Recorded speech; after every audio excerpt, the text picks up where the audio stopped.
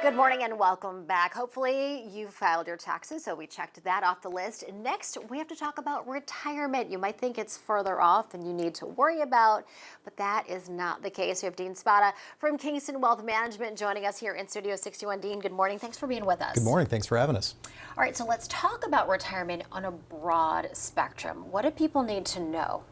Well, I think, when it first comes to looking at your retirement, a lot of people get concerned with, have I saved enough?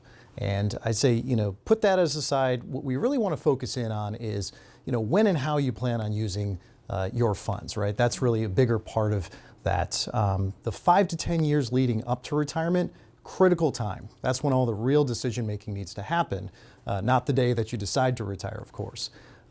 Those important decisions that need to happen early on translate to much better confidence and success later on. So let's talk about that 5 to 10 years out. That means you're fairly close to retiring. Right. What do we need to make sure that we have in place? Yeah, so the timeline is everything. Understanding what your risk tolerance is, how your investment strategy works, those are all important considerations when you near retirement.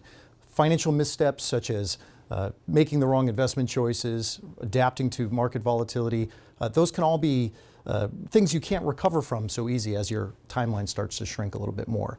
That's why we work with clients to understand what their income plan is on a year-to-year basis, to give them a little bit more confidence when it comes to retirement planning. All right, let's talk about Social Security. That is a big piece of the retirement puzzle. Yeah. What do people need to know about strategies for when they want to start claiming Social Security? Yeah, this is a very interesting topic, and I think one that people really need to wrap their arms around. Because it really does depend on what your situation is, right? It absolutely does. So what we see often is people will say, well, I'm turning 62, I can start my paychecks now. So it's a very, very important decision, but it can affect you pretty significantly over time, because if you claim too early, you might be leaving a lot of money left on the table.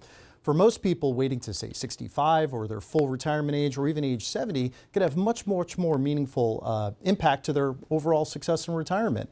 And I would say that it's a decision that's not made on a broad basis. It's something that's unique to your lifestyle, health, as well as where your other income is going to come from in retirement. So how would people take that into account? I have to imagine you have to sit down and look at your income right now, and then look at the income which you could potentially have if you take it now, if you wait. Yeah, you have to sit down, I think, with a professional, have a good grasp of what your unique needs are, what you may have saved already, and really chart out and develop a customized income plan for yourself to determine what your success is going to be long term.